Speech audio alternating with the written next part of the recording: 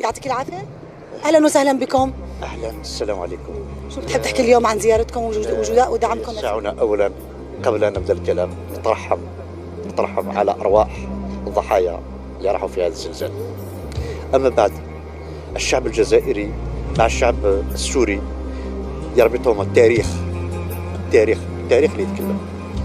هناك تاريخ يربط الجزائر وسوريا، وما نحن اليوم هنا إلا عرب المحبة للشعب السوري لنقف إلى جانبه ونقدم المساعدات اللازمة، وهنا لنشارك الهلال الأحمر السوري.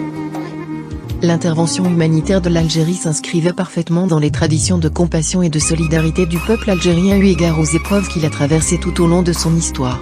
Cependant, elle n'était pas sans risque diplomatique.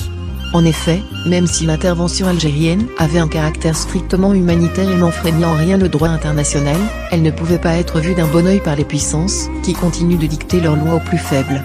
Outre les pressions diplomatiques soft qu'elle a dû subir de la part des Américains en cette circonstance, l'Algérie a fait l'objet depuis plusieurs jours d'une campagne de désinformation hystérique, non seulement dans les médias à la solde du Magzen et des moucherons électroniques marocains qui polluent les réseaux sociaux, mais aussi par des journalistes connus exerçant dans les médias mainstream arabes.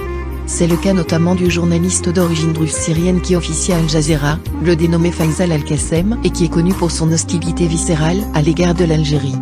Pour rappel, la sœur de ce journaliste, qui bénéficie de la citoyenneté israélienne, a été nommée récemment juge par les autorités de l'État d'Israël. Le journaliste en question est allé jusqu'à accuser l'Algérie de transporter des armes dans ses avions envoyés en Syrie. La campagne de désinformation visant l'Algérie ne s'est pas limitée aux médias magzéniens et aux mercenaires du genre Faisal Al-Qassem. Le journaliste égyptien populaire sur les réseaux sociaux, Moataz Matar, proche de la mouvance des frères musulmans, qui vit en exil depuis le coup d'État qui a renversé le président Mohamed Morsi, a rejoint à son tour cette cabale contre l'Algérie, en reproduisant les mêmes mensonges débités par Faisal Al-Qassem. La campagne de désinformation contre l'Algérie est grossière dans la mesure où on voit mal les avions algériens à destination de la Syrie transporter des armes dans une zone soumise à un contrôle américain très strict. Et quelle idée saugrenue d'imaginer l'Algérie en train d'armer la Syrie comme si ce pays avait besoin des armes algériennes alors qu'il bénéficie au grand jour de l'armement des Russes et des Iraniens. Dans cette campagne de désinformation, l'Algérie est visée en raison de ses positions diplomatiques qui dérangent les puissances étrangères dans la région. Sinon, comment expliquer que la participation des pays du Golfe, Arabie Saoudite, Émirats Arabes Unis, Koweït, Qatar au secours humanitaire de la Turquie et de la Syrie n'a suscité aucune critique.